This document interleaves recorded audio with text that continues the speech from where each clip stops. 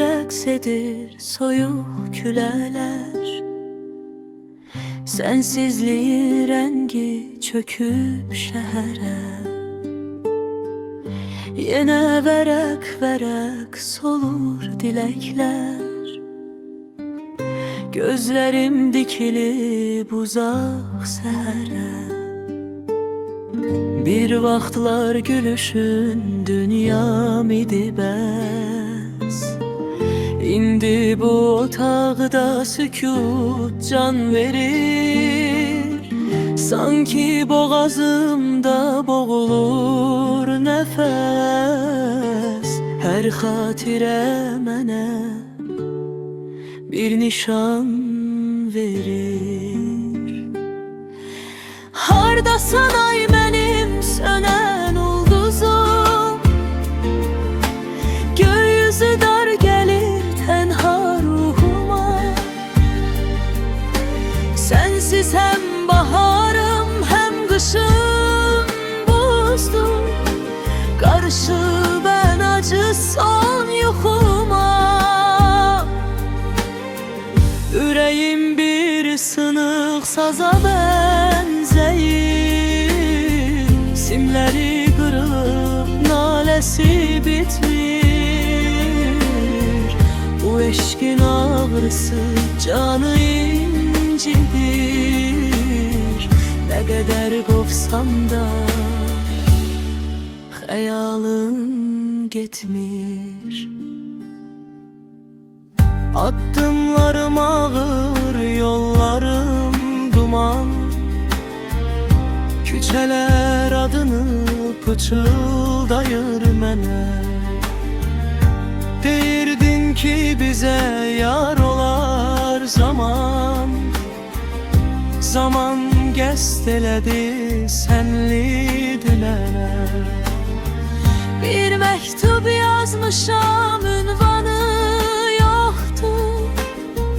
ruhumun içində tufanlar qopur.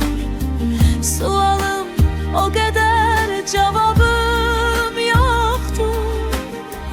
İnsan sevdiğini belə mi itirir? Hardasan ay mənim sönən ulduzum? Gökyüzü dar gəlir tənha ruhuma. Sənsiz həm baharım, həm qışım buzdur. Qarışıb ən acı son yuxuma. Ürəyim bir sınıq saza bənzəyir. Simləri qırılıb, naləsi bitmir.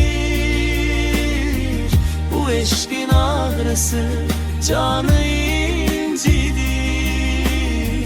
Nə qədər qovsam da xəyalım getmir. Bəlkə bir gün rastlaşarıq biz yenə. Bəlkə baxışların dindirər məni. Amma o zamana qədər bu qəmə məhkum eyləmisən. Anla sən məni. Ürəyim bir sınıq saza bənzəyir. Simləri qırılıb, naləsi bitmir. Bu eşqin ağrısı canı incidir. Nə qədər qovsam da xəyalım getmir. Sükutun səsi kəsilmir.